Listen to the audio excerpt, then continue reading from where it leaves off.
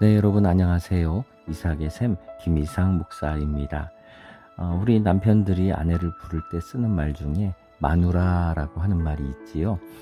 좀 비하하듯이 또 이렇게 좀 막 부르듯이 마누라 이렇게 부르는데 뭐 정감 있게도 들리지만 또 기분 나쁘게도 듣기도 합니다. 근데 그 마누라라고 하는 말의 어근이 몽골어에 똑같은 것이 있는데 마눌이란 뜻이 있답니다. 마눌.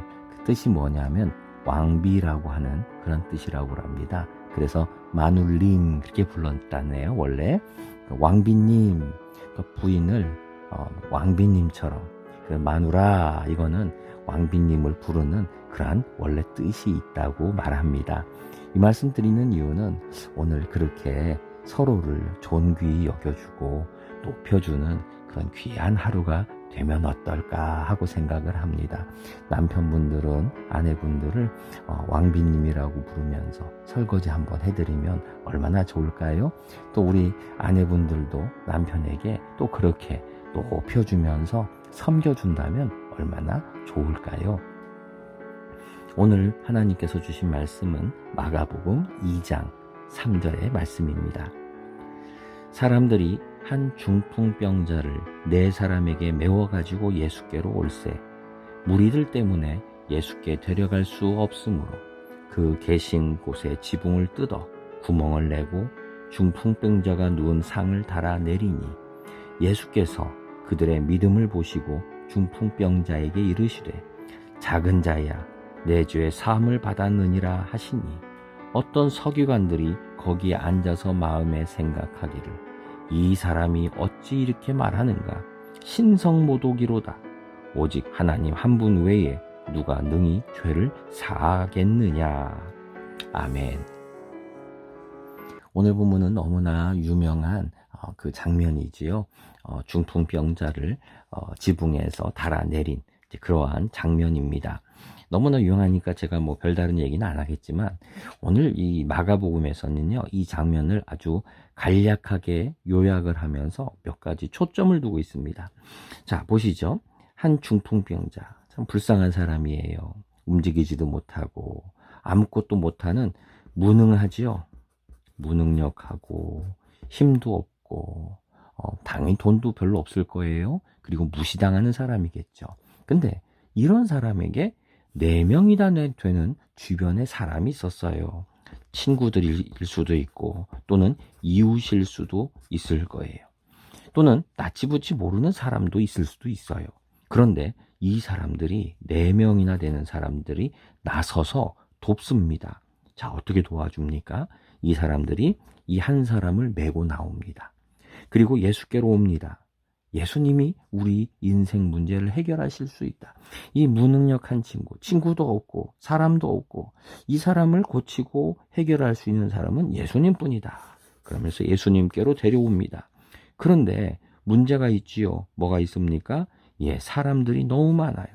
무리들 때문에. 예수 믿는 분들 중에 보면은 또는 예수님을 믿다 떠난 분들 중에 보면은 교회 때문에 또는 목사 때문에 성도 때문에 이런 경우들이 많이 있어요. 맞아요. 우리가 예수님께 나아가지 못하는 이유 중에는 큰 게 뭡니까? 사람들이에요. 사람 때문에, 어떨 때는 같이 신앙생활하는 사람 때문에 예수님을 보지 못하고 그 앞에 나아가지 못하는 경우들이 종종 있는 것을 보게 돼요. 우리가 살아가면서도 여러분 제일 힘든 게 무엇입니까?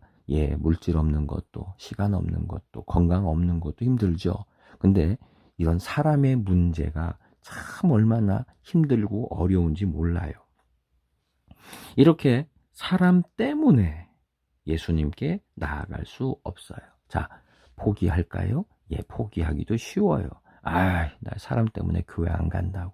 내가 저 사람 때문에 내 인생이 이렇게 됐다고 말할 수도 있어요. 그런데 여기서 위대한 게 뭐냐? 요 4명의 친구들이에요. 이 4명의 이웃 또는 친구들이 어떻게 합니까? 포기하지 않아요. 데려갈 수 없으므로 여기다가 포기하고 이렇게 했다면은 성경이 이어지지 않았겠죠. 이 4명의 친구는 데려갈 수 없으므로. 그래서 어떻게 합니까? 그러나 포기하지 않고 그 계신 곳에 지붕을 뜯어 구멍을 내고 중풍병자가 누운 상을 달아 내리니. 이 사람들은요, 지금 굉장히 과격한 일을 한 거예요. 아무도 하지 않은 일을 해요. 그게 뭡니까? 지붕을 뜯었어요. 집을 부신 거예요. 이 집 주인이 얼마나 화나겠습니까? 여러분, 또 이거 구멍 냈으니 고쳐줘야 될 거 아니에요. 돈도 들어가요. 사람들이 욕도 했을 거예요. 또 이래도 되나 고민도 했을 거예요. 그런데 왜 이렇게 합니까? 예수님께 가야겠다고 하는 믿음 때문에. 그리고 이 중풍병자를 향한 뭐겠어요? 사랑이지요. 사랑 때문에 이곳을 뜯어서 이 환자를 예수님 앞에 달아 내려요. 그래서 예수님께서 하신 말씀이 뭐예요? 그들의 믿음을 보시고 말하시는데, 작은 자야, 내 죄의 사함을 받았느니라. 그들의 믿음을 보시고 해요. 여기에는 중풍병자의 믿음이 안 나와요. 믿음이 좋았는지 나빴는지 아무 말이 없어요. 한마디 말도 안 해요. 근데 이 4명의 이웃 또는 친구들의 믿음을 보시고 예수님이 내 죄 사함을 받았느니라 라고 하는 귀한 말씀을 하고 계시지요. 이 4명의 친구 또는 이웃들, 정말 위대한 사람들이에요. 사랑 때문에, 요거 하나 때문에 어떻게 합니까? 지붕을 뜯어요. 지붕을 뜯고 예수님께 나아가는 방법을 만들어내고, 막았어? 그러면 구멍을 뚫으면 되지. 그리고 거기서 달아내리면 되지. 예수님 앞에 가기만 하면 되지라고 하면서 정말로 지혜를 짜내고 놀라운 일을 벌리는 것을 보게 돼요. 저는 이 친구들의 이 지혜로움, 그리고 이 사랑 정말 배우고 싶어요. 정말 제 안에도 이런 놀라운 지혜, 용기, 이것이 있으면 좋겠다. 영혼에 대한 사랑, 이게 넘쳐나기를 정말 바라고 소망하는지 몰라요. 자, 그런데 이거에 대비되는 사람들이 있지요. 어떤 서기관들이에요. 이 사람들은 글을 아는, 그 당시에 글 아는 사람은 많지 않았어요. 이 서기관들은 글을 알기 때문에 글을 쓰고, 또 율법서를 복사를 하고, 그리고 종종 또 계산도 하고, 이런 일들을 담당하는 사람들이에요. 근데 이 사람들이 뭐라고 합니까? 거기에 앉아서 생각을 해요. 이 사람이 어찌 이렇게 말하는가? 이건 신성모독이로다. 오직 하나님 한 분 외에 누가 능히 죄를 사하겠느냐? 여러분, 이 생각이 맞나요? 틀리나요? 이거요. 그 당시 사람들의 생각으로 생각해 보세요. 하나님밖에 없다라고 하는 그런 사람들에게, 하나님만이 용서할 수 있다고 하는 사람들에게, 이런 신학자죠. 신학자 또는 신학을 잘 아는 이 사람들, 교회로 치면 장로, 목사님이 해당될지도 모르겠어요. 이 사람들이 볼 때는 예수님이 말한 것은 신성모독이라는 게 맞는 거예요. 아니, 어떻게 이런 일개, 이 갈릴리 촌 사람이 이런 말을 하느냐? 너 신학교 나왔냐? 신학교도 안 나왔으면서 이런 말을 해? 만약에 예수님이 여기서 내 죄 사함을 받았느니라 하는 말 대신에 너 고침을 받아라, 너 일어나라 라고 했으면 이런 말 안 했을 거예요. 근데 예수님은 더 중요한 말씀을 하신 거죠. 모험보다 더 중요한 죄의 문제에 대해서 얘기를 하셨고, 이것 때문에 시비가 붙었어요. 마가복음은요, 여기서 이 두 사람들을 비교합니다. 그게 뭐냐? 바로 지금 나온 요 서기관들과 그리고 4명의 이 친구들을 지금 비교를 하고 있는 거예요. 4명의 친구는 어떻게 했습니까? 예수님이 답이다라고 하는 믿음 하나를 가지고 지붕을 뚫고 가지요.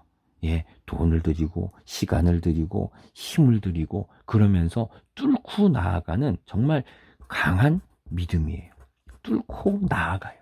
이에 비해서 이 서기관들은 어땠습니까? 믿음 대신에 신학이 있었죠. 뚫고 나아가는 것 대신에 앉아서 뭐 합니까? 앉아서 비평하고 비판하는 시각이 있었어요. 이 사람들은 왜 이렇게 내 친구들은 왜 이렇게 했습니까? 사랑 때문에 이렇게 한 거예요. 서기관들은 왜 이렇게 했습니까? 자기들의 지식 때문에 이렇게 말을 한 거예요. 4명의 친구는요, 정말로 사랑이 많은 사람들이에요. 그래서 사랑을 가지고 이렇게 친구를 구원하기 위해서 무모한 짓을 한 거예요. 무모해요. 지붕을 뚫다니요. 그거 예의가 너무 없는 거잖아요. 너무 매너가 없는 거예요. 여러분 생각해 보세요. 지나가는 사람이 화장실 급하다고 집에 들어와서 화장실 좀 씁시다 하고 들어가더니 샤워까지 하고 목욕까지 하고 막 그래요. 그럼 얼마나 매너 없는 겁니까? 아니 근데 이 사람들은 지붕을 뜯었어요. 벽을 뜯었어요. 너무 매너 없는 거 아니에요? 근데 왜 그렇게 했습니까? 사랑 때문에 그랬어요. 근데 이 서기관들은요, 지금 뭐를 얘기합니까? 이 아픈 사람에 대한 사랑은요, 일만큼도 없어요. 눈꽃만큼도 없어요. 이 사람들이 지금 관심은 뭐예요? 예수님이 틀렸다 비판하고 앉아가지고 논하는 거. 이게 이 사람들의 관심이에요. 사랑은요, 0.1도 없는 사람들이에요. 우리 시대는 이 두 부류의 사람으로 나뉩니다. 사랑 때문에 이렇게 뚫고 가는 그런 믿음의 사람들, 이 사람들 때문에 중풍병자가 구원받는 거예요. 중풍병자 믿음 없었어요. 근데 이 4명의 사람들이 그 중풍병자를 구원으로 끌고 가지요. 여러분, 우리 이 시대에 이 4명의 친구가 되었으면 좋겠습니다. 이 서기관들 직분도 있고 불려지는 명예도 있었지만 이 4명은 그런 명예도 없었어요. 그럼에도 하나님은 이 사람들을 더 귀하게 여기셨다는 거예요. 이 시대에 여러분 얼마나 무정한지 몰라. 교회도 사랑이 없고 무정해요. 그런데 하나님은 이 사랑 많은 사람들, 사랑 때문에, 영혼에 대한 사랑 때문에 움직이는 사람들을 너무 귀하게 여기세요. 우리 시대는 신학자, 지식인들 너무 많아요. 근데 그만큼 무정해요. 사랑이 없어요. 영혼을 귀하게 여기지 않아요. 여러분 다시 한번 그 마음을 회복하기를 원합니다. 여러분 이번 주일날 예배드리면서 여러분 무슨 생각하셨습니까? 사랑을 생각하셨습니까? 아니면 설교에 대한 평가, 저 성도에 대한 평가와 비판을 더 많이 하셨습니까? 우리는 이 내 친구에 속합니까? 아니면 서기관에 속하는 삶을 생각을 하고 살아갑니까? 저도 고백합니다. 저도 서기관에 가까운 것 같아요. 참 무정하구나 하는 생각을 많이 해요. 근데 뒤집어야 됩니다. 우리 안에 영혼에 대한 사랑, 예수님은 바로 그러한 사람을 더 귀하게 여기시고 그 사람들이 바로 구원에 이르는 사람이 됩니다. 여러분 논평하고 비평하고 평가하는 거 이제는 멈추십시오. 오히려 이제는 사랑으로 영혼 구원하는 일에만 더 신경 쓰고 관심하고 기도하기를 원합니다. 한 가지 얘기 드리면요, 여러분 이렇게 4명이 1명을 구원하는 거예요. 여러분 가족 중에 믿음이 없는 사람 또는 불신자 때문에 여러분 고민하십니까? 그러면 여러분 구역예배, 셀 모임 이런 거 할 때마다 4명한테 자꾸 부탁을 하세요. 기도해 주세요. 기도해 주세요. 한 달이고 1년이고 5년이고 자꾸 부탁하면서 기도하십시오. 그러면 4명의 기도의 사람이 1명을 구원할 것을 믿습니다. 기도하겠습니다. 주님, 저는 서기관과 같은 사람인가요? 내 친구와 같은 사랑의 사람인가요? 하나님, 내 안에 무정한 것을 고백합니다. 사랑이 없고 평가, 비판하기 좋아하는 하나님 악한 모습이 우리 안에 더 많이 있는 것을 고백합니다. 이 시대에 너무나 많은 하나님 이러한 서기관들이 우리 안에 너무 많습니다. 내가 서기관이었습니다. 주여 우리를 긍휼히 여기시고 다시 한번 이제는 사랑의 사람으로 주님 돌이키게 하옵소서. 예수님의 이름으로 기도드립니다. 아멘.